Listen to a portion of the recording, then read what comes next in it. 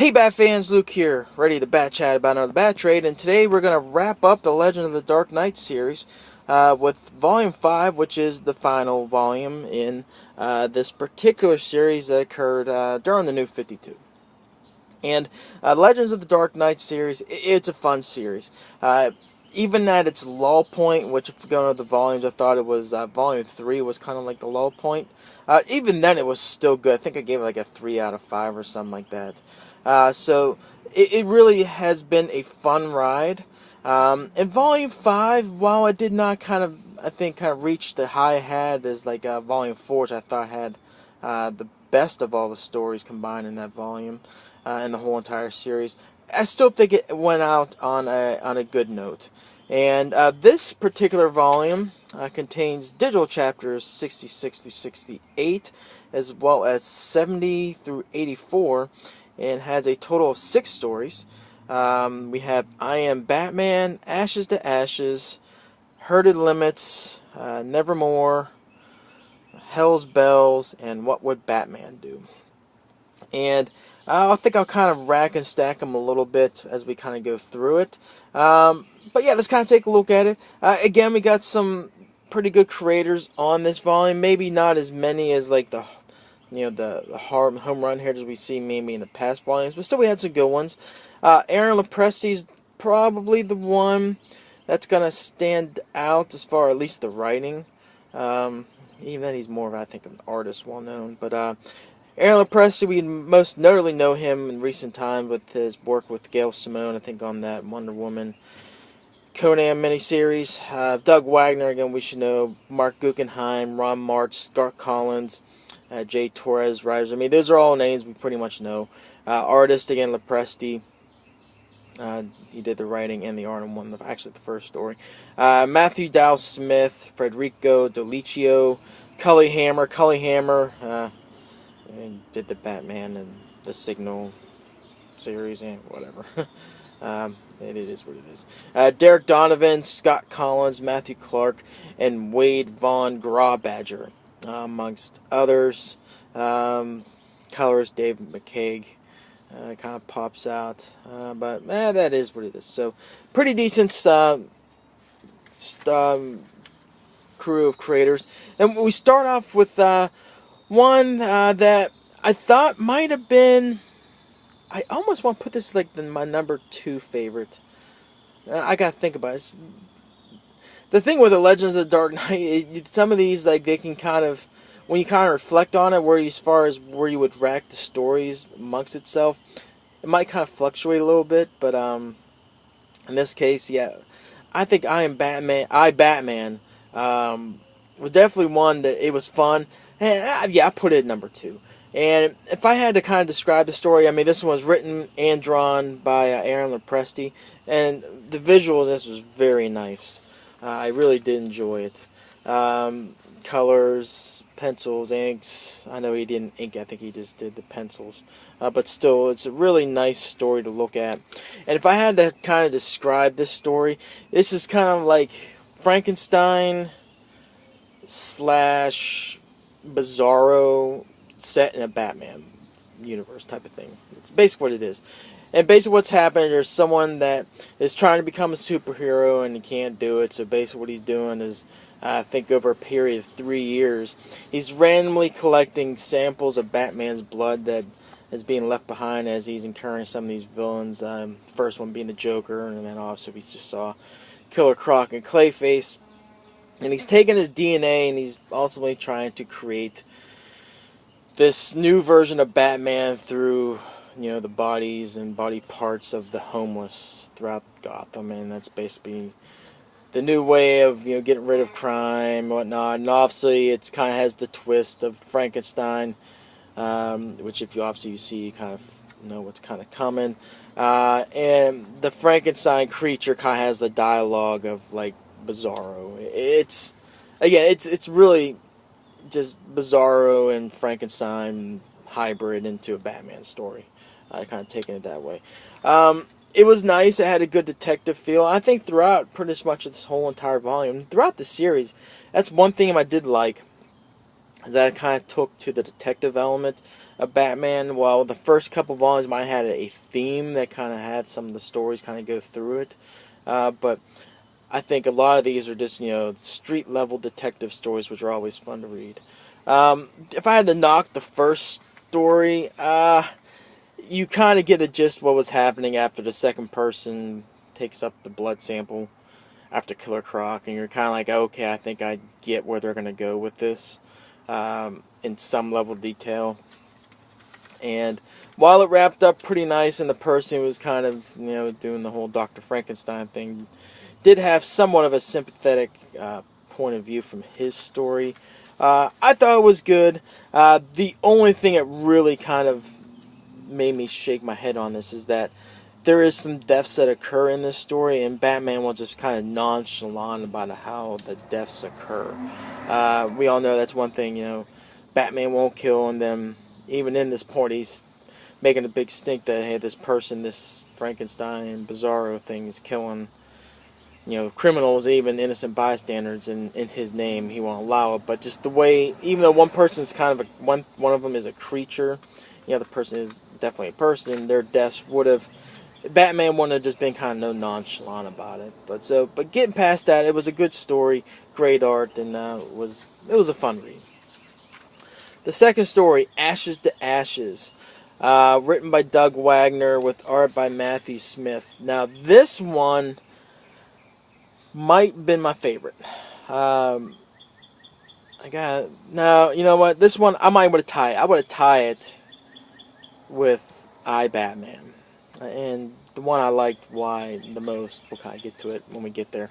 But this one, what's basically occurring is that, again, it's a great detective story. That there's people that are getting kidnapped and murdered, and they're basically being burned to death. And initial analysis is like there's a butane element to it, so it's make it look like they're kind of being self-imploding type of thing. But it comes down to basically a crime story where Batman, again, he's taking the leads, he's hunting everything down, he pieces everything together, where there's ultimately a person that, and it's one where it's like kind of goes back to that argument, if you're, this takes it to the extreme, don't get me wrong, but it's like, if your family is starving, like literally starving, is it okay to steal a loaf of bread to take care of your family? And it's an argument you kind of think about from time to time.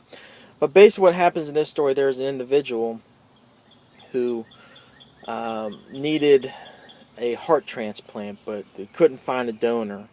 And basically what happened was there was a way that someone can find a perfect match, and it kind of had some launderers and people who were kind of blackmailing certain people to get these people.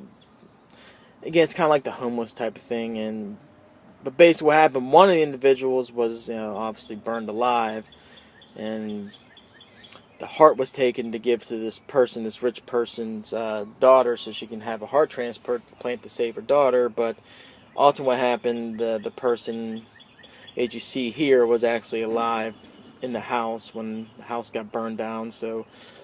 But part of getting his revenge for his sister is going after the people who are involved in the whole thing, and comes down to a tragic ending, which again, it kind of takes the argument like I mentioned about the family starving and the bread and taking it to the far extreme. But you understand the motives, maybe on the human level, it was obviously wrong that she's basically murdering people to get the body parts and organs she needs for her daughter to stay alive. But you see the motive, and this is going down a rabbit hole I really don't like to go to, but again, it just kind of takes the argument, like I said, and kind of pushing it to the extreme. And you kind of wonder, hey, how far would you go to save your child's life? Again, takes it to the extreme, but it makes you think for a minute. Again, it was a great story, how Batman puts his pieces it all together, find out who's behind what, the whole, how everyone's intertwined. It was a good story. Definitely one that it's very dark, and I think the art style matches the theme of the story, but it was definitely a fun read. Next one is Herded Limits, and to be honest, this is one where I was kind of like, whatever. It was written by Mark Guggenheim with art by Federico Dolicio. This might have been one of the ones I least enjoyed. Matter of fact, yeah.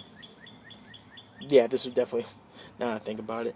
And it's basically what happens. It's a story about this a doctor that is kind of, she's intertwined with the Riddler, and the Riddler's getting arrested, and then but the Riddler's trying to push this insanity angle, but there's this doctor that ultimately is saying no, he's not insane. There's a reason why he keeps coming back to Arkham, whatnot. He clearly understands what he's doing, and initially, the judge overrules her expertise and allows the Riddler to go back to Arkham for treatment, and obviously escapes, whatnot. And Batman kind of gets involved with this doctor. And to kind of wrap it up kind of simply, I mean, it was a meh story, to be perfectly honest. The doctor does a really good job of doing a psychosis study at the Riddler, but at the same time, she kind of does the same thing with Batman, and which ultimately ends up being the case why Bruce ultimately breaks up with this doctor, is that she starts getting too smart and figure out too many things about Batman, the motives, kind of why Batman kind of came about. And we kind of seen this type of story before, but it takes it to the point where Bruce kind of realizes that, hey, if I don't break this up now, she's gonna find out that Batman is Bruce Wayne, type of thing. I mean, spoiler on that, whatever, but I just thought as a whole the execution of the story was just kind of meh, and that was kind of like the highlight of it. So yeah, to be honest, I just really did enjoy it. This one was my favorite story. It was written by Ron Marks, by art by Cully Hammer, which I just thought was just a perfect match with the theme of the story. And basically what it is, it's Edgar Allan. It's an Edgar Allan Poe story. Basically what it is, it's kind of like The Raven. It has one kind of super flaw to it. Let me see if I can get out the glare a little bit. What basically it is Edgar Allan Poe and these characters of individuals lure Batman into this trap where the trap is set by having Catwoman kind of hung in peril where she's going to get killed, whatnot. But in order for Batman to save Catwoman, he basically has to sacrifice himself, and that Edgar Allan Poe, the person who claims to be Edgar Allan Poe, drugs Batman and basically buries him alive. Basically what it comes down to. But you see a twist at the end where the police are able to find out where Catwoman is, which leads to them being able to find out, or at least sort of find out where Batman was, and I'll put "was" as kind of in quotation marks. I don't want to spoil the element of this story. It's a very dark story, and it kind of wraps up at the end, and like really taking the Raven story, the story, the See the Raven, Nevermore type of thing. How it wraps up, it kind of comes back, and you see there, the Raven tapping at the door, and instead it's not the Raven, it's the Batman, and you start to see the more breakdown of the Edgar Allan Poe character. It was a really, if you like Edgar Allan Poe stories, those dark type of stories, back in the day, this was great. It was fun. The only thing I would knock with this particular story is that it wraps up like quick. Like it's ramping up, it's doing a real good of developing the story, and I realize like, oh crap, we gotta wrap this thing up. And it's like the Edgar Allan Poe characters turned on a switch, and then they just really went into like closeout mode. That's the only down part about this story. Maybe it would have been better served to become one of those longer ones, but the ending just came about real quick and sudden. But beyond that, I thought it was a great story. Definitely loved the ending once it got there or whatever, and the art was a perfect match for the story. So that one was my favorite story. The next one is called Hell's Bells, and basically what this is that there's this hotel that's been around for a very long while, and basically what's happened, tenants are slowly disappearing, and no one really knows what's happening. But when they come across the corpses, they're kind of like mummified, so Batman's on the case, and basically he comes to the conclusion as like this is basically like a vampire victim. And we ultimately see that all these bodies of all these missing tenants throughout the many, many years are ultimately found in the basement of the house. And while this is going on, the landlord is kind of like on his deathbed, and the only person that is really there to help him is his daughter. And it kind of comes at the end. It's kind of like, all right. It kind of turns into somewhat of a Batman or a vampire story to a degree, but doesn't take it to the far extreme of a vampire story. This person is kind of like taking the life spirit of all the people and the tenants there, but it's okay. It's a thematic story. It does kind of give you somewhat of a thing where Gordon almost loses his life, and you're intrigued. It's okay. I've kind of put this one right behind Herded Limits, to be honest. It's like kind of like the second least my favorites of the story. The art kind of had like the Beware the Batman type feel to it as well, but I did like the theme and went through it. It's just the story went kind of choppy, and then how it all kind of came about at the end where, I mean, whatever, spoiler, Gordon doesn't, he dies, but he comes back to life because there's this connection between this bell that this old landlord slash vampire wears around his neck that once it's removed from his body, it's kind of like, kill the head vampire and all the other vampires will kind of go back to normal type thing. It was that type of ending. It was kind of like, meh, be honest. So, it was okay, but like, again, probably the second least favorite of this book, which leads to the final story, which was What Would Batman Do? And this one, I really did enjoy. Written by Joy Torres with pencils by Matthew Clark. And man, the art was really good. I enjoyed the art. Once you get past here, I actually get the designs of Robin and Batgirl. And this is primarily a Dick Grayson, Barbara Gordon story where there's an Arkham breakout, and they're chasing down Killer Croc, Man-Bat, and Clayface.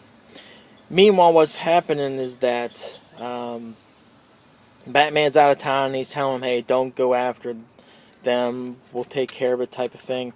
But you ultimately find out that Batman kind of has like these preset traps in the event there was an Arkham breakout.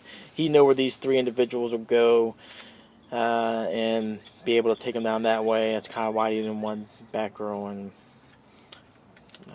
Robin to kind of go after him. But it's just fun to see Robin and Barbara and Batgirl interact with each other, because it was just good. Especially good to see this type of Batgirl. This is the Batgirl I really like. It's one that's smart, intelligent, a leader, and just not the problem I have with the current. It's just not really. It's okay. Toward the end of the New 52, I really did not enjoy it, but the current version we're seeing in Rebirth has its moment where it kind of tries to get to the core, like like the year one Batgirl type of stories, but it still kind of has some of the tropes we've seen toward the end of the New 52. This kind of has like the Gail Simone era Batgirl, which I really did enjoy in it, and I just loved the conversation between her and Dick Grayson. It was just great, and again, the art was great too. Again, it's one that you see, this is what Batman would do. He has all these contingency plans, and then these two are trying to do the good thing, trying to be leaders and take care of the problem while Batman's away. But ultimately, Batman's a contingency planner for better or for worse, and it's all these three, the Clayface and Man-Bat and Killer Croc all get kind of wrapped up through all the contingency plans Batman had in place, and kind of wrapped up that way. So it was a fun story. I thought the art was great. This one I kind of put right in the middle. It was a fun read, but it was good to see the dynamic between Dick Grayson and Barbara Gordon. All in all, again, I'd kind of slightly above Volume 3 because the stories that were good were really good.